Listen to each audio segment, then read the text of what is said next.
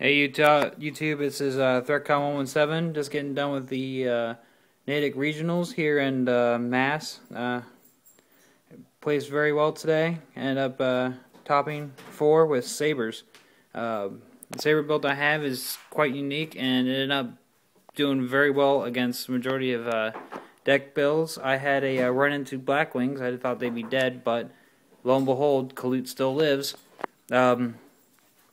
And losing to that is definitely a fucking stupid thing, but hey, blackwings are blackwings. Anyway, here's the saber build I used for today for my regionals, and if I swear to God, if you fuckers start cracking on me about the tech builds that I use, try it out and see how well it works for you before you start cracking on tech builds, because it definitely got me my wins today, and I'll just leave it at that. So, here we go. 3. Full Home Knights, supers, of course. This deck is the majority of it, is the highest rated it can be. 3. Count them. Dark Souls. Dark Souls are the engine of the deck, pretty much. They give you what you need, or one of the engines of the deck. 3. Always 3. Run them pride and true. Fault rolls. Fault rolls are definitely key in this deck. Fault rolls give you your big plays. 3. Bogart Knights. Bogart Knights are definitely one of the other powerful cards in this deck. X-sabers this format are definitely strong. They're going to live for a while. The other deck that was strong at Natick was Infernities, and just prepare to see those run often. Let's see what else we got here. We got 3, count them, Emmer's Blades. Don't say run 2, I ran 3, and it's definitely awesome in this format. 1, 2, oh look, they're D-terminal! 2 Pastules. Definitely good. Oh, look at that, it's D-terminal too. 1 X-saber Arabomb. Now, this is my 2 cards I teched in. I don't care what you guys say, they are solid, and it gave me my wins today. Ragagira, TU pack, ooh yeah. And, last but not least, it's not Gores, it's not Effect Failure. It's Valdium, the Dark Dragon Lord. The reason why I run this, you'll see it in my trap lineup. This gave me 4 wins today. I played this card at least a total of 7 times. It gave me 4 wins straight up. This card is strong in this deck. It's better than Gores.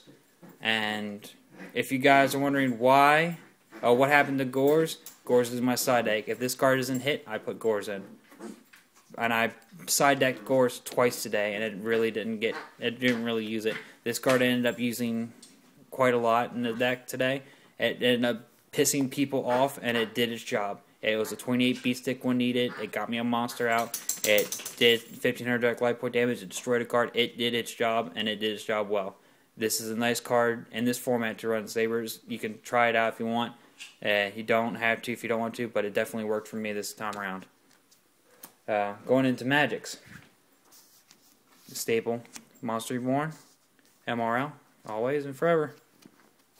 AST. Enemy Controller. First Dead. 1 and 1. Only 1. You don't need 1. You need more than 1. 1's enough. Dark Hole, staple. LOB. D-terminal. Doubling of Extermination.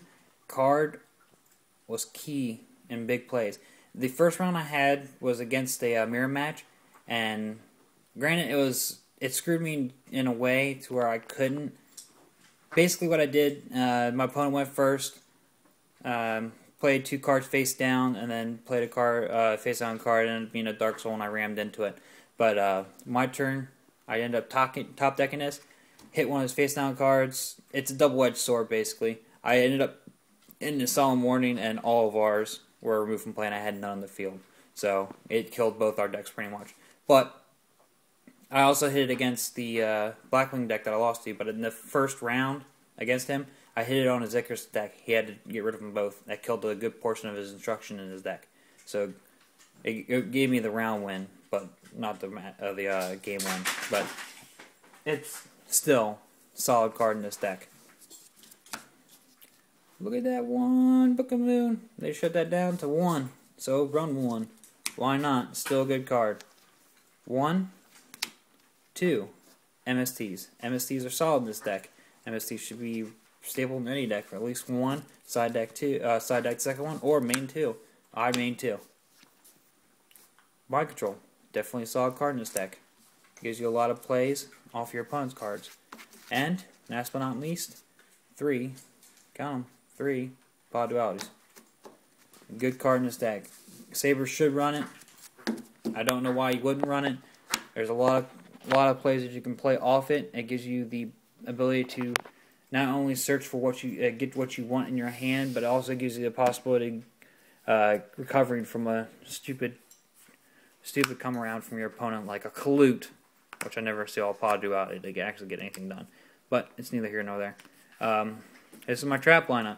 Again, I tech cards in here, so be mindful what you say. If you have comments about it, I recommend something else. But this is what I ran, and this is what worked for me. So just bear with me here. 1, Transfer Tribute, staple. Solemn Judgment, staple. 2, Gaunt's calls. 3, in my opinion, is overrated. I ran 2. It worked for me today.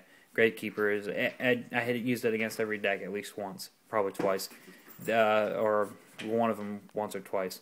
But basically, this is my build. I ran 2, and it worked for me. And look, they're ultra. You got 2 Solemn Warnings. Run it 2 because it's still good at 2. And then, for love of God, I don't need any of you guys mentioning how bad these cards are. It worked for me, and it definitely gave me a lot of game wins. 3, Saber Holes. Saber Holes are definitely good in this format. With Book-a-Moon down to 1, it gave me a lot of capability of controlling my opponent's field, leaving me open for direct attacks with Airbomb, depleting their hand, or getting field presence over them, getting the Goms out, cycling out their hand. Basically, this gave me majority of my game wins today, just controlling the field. And I probably only used Solemn Warning twice in this game, and 3 times today. This is the majority of the negates, the summons I did today were through Saber Hole. Saber Hole was definitely a main key in this deck. I'm going to go on to my extra deck real quick, and then I'll go over my side deck. Side deck, when I go over it, I'll basically show you what I have. And there's some decks I was not prepared to play. We got 1 Armory Arm, 1 Magical Android, 1 Catastor, 1 Beast, Dual Terminal, woo, Barkion, Dual Terminal, woo, Bryonic, of course, staple, 1, 2 High Onlays, Ulti First Deads, come on now. If you gotta run Sabers, you gotta run them expensive or go home. Airbomb Dual Terminal, always gotta run the D terms. I couldn't find this in Ghost, but hey, it's Ultimate. Don't complain. Ulti First Dead Stardust, of course, Colossal Fighter, and X-sabers is a solid card. You can run the OTK with the Colossal Fighter Armory Arm. Ulti First Dead Scrap. 1 First Dead, 2 First Dead Ulti Goms, and last but not least, my card choice for my other 9-star, Mistworm. Easy to get out in this deck. Very easy. You can get a lot of field presence over your opponent with that one card. Now going on to the side deck, there was some decks that I had an issue with because I really didn't have side deck cards because I didn't expect to go against them. I still won, but not having the experience against some of the deck builds was definitely not seen as a good thing. But basically, I didn't have side deck material against Fishborg Monarchs or what was the other build I had? Blackwings, because I didn't expect Blackwings today at all. I thought they'd be dead. But I kind of had stuff for Blackwings, but it was not as effective usefulness. I ended up not signing into it because I thought the deck was strong enough to take them straight on, and it did up until the point where until I got colluded. But 1 DD Crow, One Maxi. I was expecting to run into Samurais today. I guess they're dead. System down for the Machina Kurakuri build. I did not play against them at all, which is upsetting because I'd actually like to go against that matchup again. 2, don't want to crossouts, mirror matches, light sworn decks, plant decks, you name it, it does its job. It did its job well today, especially against Gravekeepers hitting a friggin' spy and they're like, oh, bye bye. My body's a shield, plant deck, you name it. It's a solid stable. It's a solid side-in card against a lot of destruction decks. Cloak and Dagger. Cloak and Dagger for Gravekeepers. Spy, Recruiter, not Recruiter, Spy, Descendant. I used it and it worked well. 7 tools. I had the Ultra MRD one in my binder, but I choose to run the Super because it's a side deck. I don't want to ruin the value of my Ultra. It's in its plastic casing and its binder. Mind Crush. I can't find it Super, but I run one. And I run it in my side deck in case I run against a deck that I know I can at least side this into. If it's like a mirror match, I will side into it, and it's pretty useful. I'm glad I sided into the. I put this in my side deck, but I never ran against it. This was for Glad Beast because I knew they were coming back, but I never ran against it, so it will definitely see its play eventually. I didn't main deck this because I didn't put trap stuns in my deck, but Royal Oppression. It worked very well against Light Sworns. I ran against this Light Sworn deck. I sided into that, and it definitely pissed off my opponent. Needless to say, I got 2 synchros out, and was able to normal summon a Monster Reborn, a Thunder King Raiho, and then I brought out that card. So he couldn't add cards from his deck to his hand, nor could he special summon to JD, nor to blow me up. Like I said, for side deck purposes, I put Gores in my side deck just in case I wanted to go into it. Again, I side decked him twice today. Did not end up using him at all. I had too much field presence. The deck was too good, and I was not able to get him out effectively. Effect failure, of course. Why not? Run him. He's good. And last but not least, 2 Thunder Kings. Thunder Kings are very good in Sabers. They give you a lot of field presence. Not only are they a beat stick, but they prevent adding cards to the hand, and you contribute to negate a special summon. Why not? It's a very good effect. It's solid.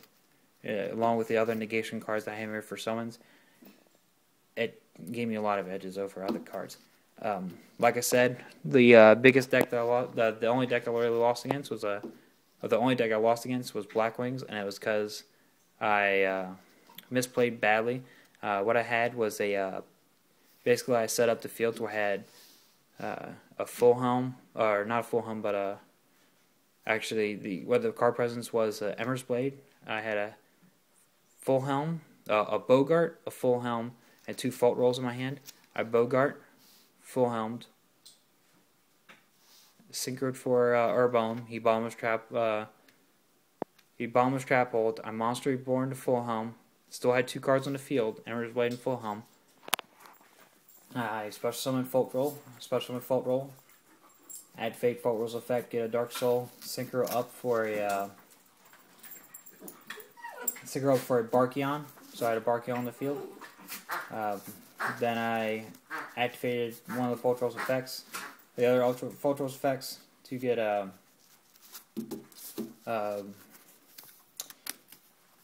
I synchroed up for a Gotems, and then I activated its effect to get full home back, and then I synchroed that one up to get a Gotems. I ended up having, your opponent had a Sirocco and a Bora on the field, and 2 cards in hand. Not thinking that he would have Kalug, I went into a second Gotems, and definitely cost me the game. It was definitely a turnaround. If I would have took the 2 X-sabers out on the field instead of going into another Gotems, and just popping him to pop the 2 cards in his hand, I would have definitely had it. But hey, it's a win's a win, a loss. You learn from your mistakes, you carry on. I know, again, if I run into that, I will not do that again. But once again, this is the build I ran for regionals. If you have any questions, comments, I will inform you guys, and post at will. Thanks. This is Circon out.